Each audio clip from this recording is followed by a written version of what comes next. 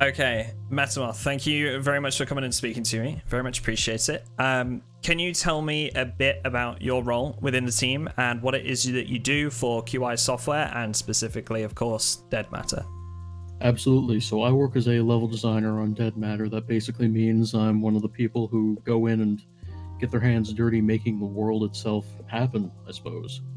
That's everything from, manual placement of just a few small items to making buildings as a whole. Awesome. Okay, thank you very much. So, you mentioned buildings and just buildings as a whole. Is there much work that you have to do with the environment as well, or is it more like you're taking on the structural side of things? I personally have a skill set that's generally more suited to micro detail and making buildings feel lived in, feel natural, but at the same time, I'm Okay. more than happy to dig into the outer world and get all the trees and landscaping just feeling good. Okay, that's awesome. I really appreciate that too, because I know when, like, in survival games, especially when you walk into a house and, things are kind of like, it needs to feel like it's been lived in, I guess. And there are some games out there, most notably, just off the top of my head, is a game that I was playing recently called Postscriptum, which is a World War II. Yes. And that, honestly, when you walk into a building, there's just nothing in the buildings, and you do notice it, whether it's important to that game or not, you spot it. And I think with survival games especially, that sort of things is like really important. So Absolutely. One of yeah. my big things is humanizing environments and making a place feel genuine. There's a very fine line you have to walk when you're working on that kind of stuff, where you can end up in a situation where you see a lot of people who are starting out with level design and finally really gotten to grips with whatever tool they're working with, where they will go in and they will place 6 billion of everything, and that's an optimization nightmare, and it just doesn't feel real to have every environment feel like, everywhere was inhabited by hoarders or whatever. Yeah. But at the same time, you err too far the other way and you end up with everything feels very sterile and unnatural. So just with a lot of where I take my level design inspiration from, it's really important to me to nail that balance, make things feel good and natural. Yeah, I can super appreciate that as well. I think it's definitely a delicate balancing act between the two. So I did a bit of research before we sat down for this chat, and I was really interested by some of your background. Oh dear. There's nothing to worry about, don't worry. So can you give me a bit of an insight into your past work and how you joined QI Software? Absolutely. So I got my start in everything game development working on modding projects, like many people do these days. I started picking up my skill sets in the mid to early 2000s, then moving into the 10s in 20. Oh my goodness, I'm thinking about years now. Would have been 2014, I believe. 2014 or 2015, I began working on The Forest as a contractor. Oh, okay. Yes, and so I worked on that title for 3 years, give or take. Really? And saw that release on PC and PlayStation 4. I ended my involvement with them in 2018. Alongside that, sort of in the same window of time, in mid-2017, I ended up joining the Fallout 4 New Vegas team just as it was kicking off, and through means I'm still not entirely certain of, I ended up becoming the project lead over there. Wow, that's insane. That is a really interesting backstory, I've got to say. I didn't know about The Forest. That is super cool. I am a big fan of their game. In fact, me and somebody else on my stream team played that thing through in its entirety on stream, and I loved it. And one of the things that I praised was the difference in level design between, and I'm gonna put a little disclaimer: if you haven't played the Forest, I am about to bring a pretty big spoiler to the table, so skip over this. I'll leave a timestamp in the description. So one of the things I praised the most was the difference in, like, just the stark difference between the forest itself and the lab. Now, it's worth noting, yeah. I was not responsible for the level design on The Forest. I was actually brought onto their team as part of their QA team, because all of my experience in the past made me a fairly valuable person to bring on, I guess. just because I've spent a long time poking at game engines and games and finding unpleasant ways to ruin my experience. I Yeah, suppose you could yeah. say. So when we say QA, that's quality assurance, yeah, just for clarification. Correct. Okay, cool. So you would just kind of look at the work that had been done, give it like a pass over, and make sure that everything was working as it should be, and if it could be any improvements, that sort of thing. Absolutely. Awesome. Yeah, oh man, such a big fan of the Forest. I'm really looking forward to their next project as well. It looks interesting to say the least. Yeah, I didn't have any involvement with that, but when I saw it, it was definitely very interesting to get a look at what they've been working on. Were you would you say you're proud of where the Forest ended up? You feel like you had a decent involvement with that and proud of what came of it? I'm genuinely glad I got the experience to work on that title, yes. Yeah, oh man, I'm so jealous. I'm so jealous. So awesome about Fallout 4 New Vegas as well. Just whilst we touch on that, can you kind of just give us a brief overview of what that is for anybody that might not have heard of that so far? For sure. So Fallout 4 New Vegas is a complete remake of Fallout New Vegas. That is quests, systems, world space, everything. If it was there, we're aiming to have it. And that has been an absolutely insane undertaking that I'm really glad I was able to contribute to. Awesome. And that's just to clarify, that's in the Fallout 4 engine. Correct. Yeah. Awesome. Wow. That does sound difficult. I'm not gonna lie, but I would love to play that one day. Absolutely. I was a big fan of the Fallout series, actually. I think I was a little bit too young at the time to really grab onto the first or the second one. But I love the third one. I love New Vegas. I love Fallout 4. Fallout 4 was great, but I must admit I kind of enjoyed Fallout 3 and New Vegas more. Amazing titles. So yeah, I will definitely have to keep an eye on that one. Okay, so what do you think grabbed you and made you want to work on Dead Matter above like any other projects out there at the moment? Now, I preface this by saying Dead Matter is not a super realistic game. It's a game that, I guess relies on realism to produce a good experience, but it's not bound by it. But when I saw the sort of serious take on systems and the way the game is utilizing a lot of, if not realistic, well-represented systems to create a good gameplay experience to players, that's something that speaks a lot to me and my sense of design. I'm a big fan of just systemic integration within a title. So when I see something like that, I get excited. That's really cool to see. And when I first heard about Dead Matter, this would have been back when I was working on the Forest. So of course, I'm tapped into all the different survival and similar type games. So when I see this title coming along and it's all this cool stuff that I as a person I'm really into, that was really exciting. And then when they were interested in bringing me on, I was really genuinely super stoked. Yeah, I can imagine.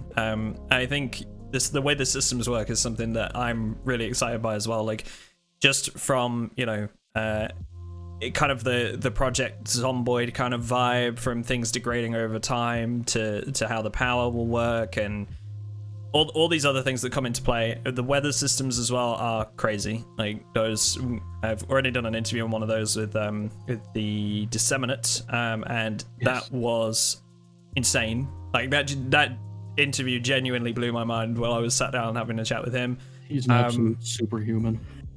He really is. And one of the things I should mention as well is the dev team do a lot of Twitch streams to showcase their work as they're working on it, and sometimes answer some questions and stuff like that.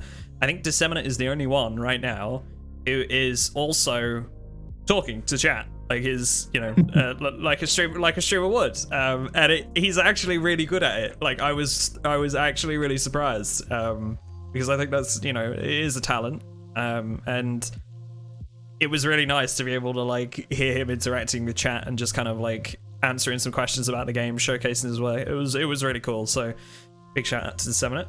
But that's really cool to hear that you were interested in the systems as well, and definitely something that I'm looking forward to.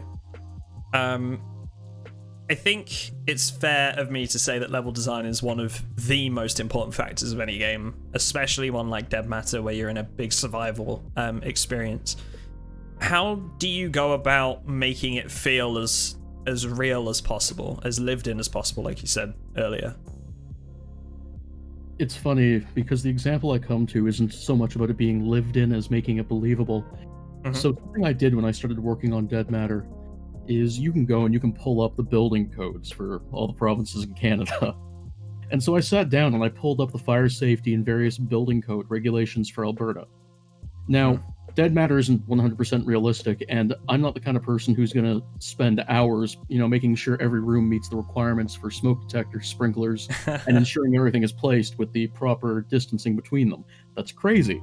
But at the same time, when you walk into, say, a supermarket or you walk into somebody's house, you don't notice it, but you do sort of unconsciously take in little tiny things that you know should be that way.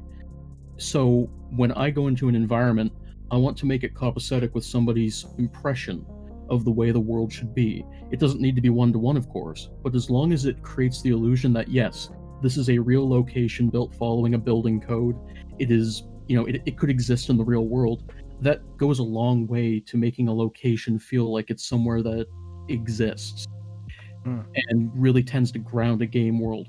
Alongside that, you can start sitting down, and a great way to do this is look up any pictures of people selling stuff on Facebook and look at the way they have their houses set up, because you get the guy who goes and clears everything out of his kitchen so he gets a perfect picture, but at the same time you get a guy who says whatever, and just takes a really garbage iPhone photo of the toaster he wants to sell in this Facebook group.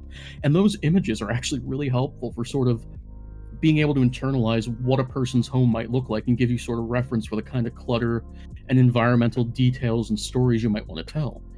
Because, I'm super familiar with the Bethesda games, you're super familiar with them. Something they do really well is environmental storytelling. I personally, however, think their density of it is far too high. And that makes sense for their design paradigm. Like, they're going for an environment where at any given time, you are literally no more than 15 seconds away from seeing something that is going to occupy your time. They do that by design. Now, we're not aiming for something quite that insane, because that's just a crazy amount of work. But at the same time, if you can strike a balance with that, where in one location it's just somebody's home, but in another, something has happened, and being able to place little details that you can use to construct a narrative, no matter how close it is to the one I intended, as long as you come away from that with a narrative in mind thinking, oh god, this happened here, that means I've succeeded, and that's sort of something I try to stay cognizant of as I work.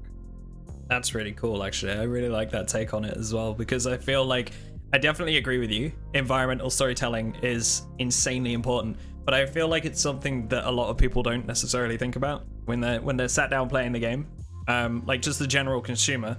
I definitely don't think you really think about that. Like Fallout, going from one house to the next, and there being like, let's say there's like a skeleton in one of the armchairs, and there's something like beside them that they've been reading a book or something like that, like something small like that. You don't think about that when you walk into that house. You think, oh, I want to loot this house. What is there around for me to grab? But absolutely, it takes your eye at the same time, right? And like you say, you leave with a story in mind, which is really cool. And even to speak to that, people don't always see it, but when they do, that typically means you've failed. Like, if I say, Fallout 4 environmental storytelling, your mind probably goes to that lovely meme about, World War III is happening, I'm going to run to a bathroom and make a funny pose so that way I'm a good environmental storytelling skeleton, right? I like to be cognizant of that, because that's a failure to a certain extent of environmental storytelling, because it's so overdone, it's kind of trite at this point. So I guess another really important thing in my eyes is being cognizant of that, so that way you are able to, I guess, avoid the most overused tropes of it and do things that the player might not totally expect. Yeah, definitely. I think like the subtle approach as well is one that's definitely worth mentioning. Like, just being able to sow that seed of and let it grow, but not give them the potted plant. You know what I mean? Like, so yeah, I definitely agree with you. I definitely think that's really cool to hear about as well. Looking forward to seeing some things like that when the closed alpha comes around. So what has been your biggest challenge when it comes to Dead Matter, and the work that you've done for the game so far? Well, when you jump into any team who has something on the go, they're using different tools, they have their own workflow, they have their own approaches, and it takes time to learn those. And when you jump in and try to get your feet wet with that, it doesn't matter how fast you work or how good you are, there's gonna be a learning curve. And so being somebody who, like, I do have experience with the Unreal Engine. I've been poking at it since probably the late 2000s in its earlier iterations. Even with that being the case, I don't know everything that everybody's doing with it. So when I come in, it takes time to learn everything. And being somebody who has, for the last few years, been working with a team whose workflow, in many cases, I help to develop so that way it's, clean and easy to use, it's an adjustment, which is a given, but at the same time, it is something to get used to. Yeah, I can imagine. I was actually going to ask a question about this later because I know in the past I've had a discussion with Shirk, and part of the reason why I wanted to have this sit down with you was because, I've spoken to somebody that was on the team doing level design, and I wanted to speak to somebody who was newer to the team doing level design. And that was one of the main questions I wanted to ask, like how difficult it's been adapting to the project kind of so far rather than being involved from the get-go. So that's really interesting to hear, and I'm sure it is a challenge. But I have heard that you're a bit of a speed demon when it comes to your getting something done on time and just as soon as it's brought up to you, just working on it straight away. So I think it will be interesting for me to see what you've worked on, and kind of in that regard. I realize that you are relatively new to the team, but has anything been shown in recent vlogs or media that we might recognize as your work? Well, so in the vlog, and you can see some closer shots of this in a tweet that went out on the 3rd of April. Okay. If you see the strip malls with the green or orange roofs shown in the vlog, the interior work on that and some of the exterior work, not all of it, was done by me. Awesome. Okay, what I'll do is, if I can find those, what I'll do is I'll layer them into the video, so that everybody can get a look at those. So hopefully they'll give everybody a better perspective. But thank you for clarifying on that. So, are there any other games in a similar genre from present or past, really, that are inspiring your work with Dead Matter? Like, what kind of atmosphere are you looking to achieve? And I guess, have those games had any influence on that?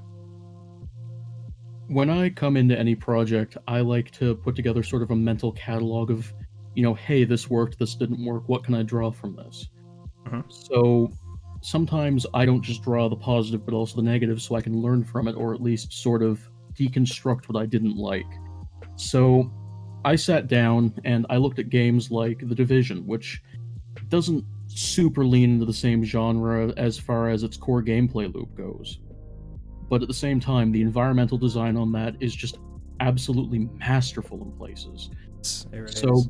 being able to sit down and take a look at, hey, this is how they handled homes.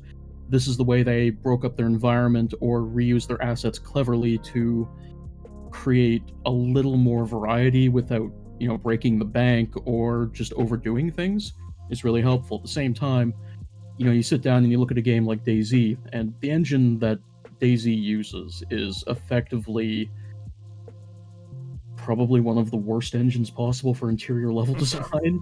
Yeah. Because it does not handle having any kind of detail environmental actors placed in it very well. It needs to simulate those all server side, which means it runs like hot garbage. So being able to look at that and sort of take a more minimalist perspective at things and say, okay, so this location is supposed to be X. How could I, with the bare minimum, make this out to be X and then work up from there? Because it's a lot easier to add detail than it is to subtract detail and try to find ways to substitute it or, otherwise sort of make believe it in the player's eyes. Sure. And I guess there's then the performance aspect of that too, right? If you start with the bare minimum, then you can kind of look at how that's going to affect performance and whether you need to add more to it to sell the atmosphere, if you like. Absolutely. So I think Division, really, really good example, I absolutely loved the level design in that game, and I have to praise the people behind that, because that was absolutely wonderful in some places. No, it's incredible. It really is. I always remember me and a friend specifically waited until we could both play that game. So I waited like 2 days after it came out, despite being incredibly excited about Division. And we sat down and we played that whole thing through. We only played when both of us were available, and we did the whole campaign together. And one of the scenes that I remember the most, and I can't remember whether it was like some part of a power station or you were in like the subterranean levels of the underground. Yes. But there was this huge chamber where you walk across it on a metal catwalk, and below you look down and there's just piles and piles of body bags. And yeah, that mass grave, right? It really sells it to you as if to say like, holy shit, this is actually a massacre. Like this is crazy. Yeah, like I cannot even begin to convey just the awe I have for the work their level design team put into selling not just any, Midwestern, podunk city or, some small location. They managed to sell New York City in an open world game, and that's just incredible. Yeah, it really is. And I think there were a lot of little things that went into that as well. But I definitely think the integration between level design and storytelling is really important with that game. And I think potentially could be for Dead Matter as well. Obviously, it depends where it goes. But Regicidal Nut, he is someone that I talk to on a regular basis, and I think it's fair to say that we've become very good friends. And the the love that he's putting into it in regards to the writing aspect and the storytelling and stuff really could link quite heavily with what you're doing as well. And when we talk about storytelling through level design, and I think to hear this from you, and then having spoke with him previously, really helps my image of what the game could be, because I can't help but paint a mental picture as to what could happen. And I think it's really exciting. It's really, really awesome to hear about that, and definitely related to some games that you were familiar with too. I'm so glad we got to talk about The Division 2, because I love that game so much. Wasn't a huge fan of the second one, but I love the first one. I love the story. It's great. So, moving on from that, because I will end up talking about The Division for hours. When approaching a game like Dead Matter, we've already talked a little bit about this, but what kind of research goes into things on your end? It's a lot of little things, it's a lot of big things. It's as simple as sitting down on Google Maps and going into their street view and saying, I see that, this building has a shawarma shop in it. That could be a cool idea to lift. Or it can be as, crazy as sitting down and reading building code regulations. It really depends on the location I'm working on at any given time, because then I can start to pick apart in my brain, say, this is a detail I'm going to run with. So then once I can start sort of putting together even just a mental reference based on things I've looked at in the past, you can really start to come up with more ways to enhance your work with little things like the Facebook group thing I mentioned. Yeah. I've genuinely done that, and it's a silly little thing, but it really does help to give you an idea of hey, this might be a good way to make this place feel a little more human. Yeah, I had to say, just in general, it's insane how much the kind of research you guys put into the stuff that you do. I remember watching Shirk long ago on one of his streams, pulling up, images from all over the place, on like different buildings and how they were designed, and then obviously you mentioned like building regulations and stuff like that. It's crazy. The amount of forethought that goes into things that you're designing, again, clearly sends the right message, I think, to a lot of us. So that's really cool to hear about. Definitely think that Facebook groups is an interesting way to go about it. I love that, though. That's really, really cool. And I think it's something you don't necessarily think about just random pictures. You know, obviously they have to be taken in a setting somewhere, and that setting can be helpful to you in more ways than we might realize. Absolutely.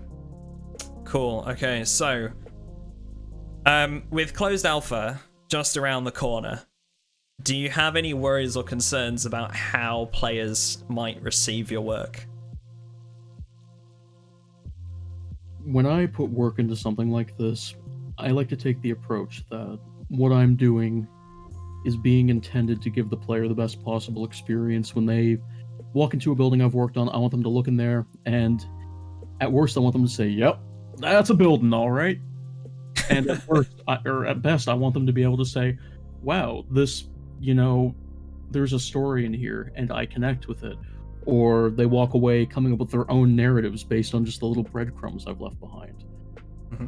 With that being the case, you really need to approach your work on something like this, and this is just my philosophy, that you need to basically be able to say, yes, that is my best possible work within the constraints I have. And if you're not happy with it, you've probably done something incorrectly. So, coming at it with that approach, I am sincerely hoping and holding to in my heart of hearts that people aren't going to have many issues with what I've done, I don't think. Awesome. That's good to hear. I'm sure they won't. Especially when we hear things like this, and I know there's a lot of people in the Data community now that are tuning into these interviews. I think this really helps us to connect with you guys on the work that you do. And I think one thing that I've noticed through all of these interviews is that everybody on the team is incredibly passionate about what they do and clearly has, a good amount of experience. So I'm 100% confident in the ability of everybody on the team, especially when it comes to level design and storytelling. So I'm confident. I'm sure a lot of people listening to this are confident. And if you're confident in your own work, I'm sure we'll see some wonderful things when the game comes around. I really do appreciate you sitting down and having this chat with me. But before I let you go, I do have a question that I ask everybody, and some people don't know quite how to answer it, but I do ask everyone this that sits on these interviews. What kind of survivor are you going to be, Metamoth? You know how you play a game and you see a guy, he's wearing something that's a little questionable, and his gear is a little questionable, and he's just running around like an idiot? Mm-hmm. Yeah, that's probably me. So headless chicken running around in town, not really sure what he's going to do. I derive most of my fun from being that guy who just does whatever strikes him as kind of amusing at a given time. And sometimes that can result in unusual outcomes, but hey, if you can't enjoy just doing something for the sake of doing it, you're probably not having a great time at times. See, it's people like you that I like to run into when I'm streaming, because when I run into people with that kind of attitude, we get some really interesting scenarios unfold, and it's wonderful. I love it. So, thank you for being one of those people that just, doesn't necessarily feel like they have to go down a given path and stick to it. I can just do whatever they want. So, yeah. Awesome to chat with you. Thank you so much for the input you've given. No problem. And I'm looking forward to seeing what comes after this interview and what comes in the closed alpha. Excellent. Okay. It's been great talking. Thank you very much.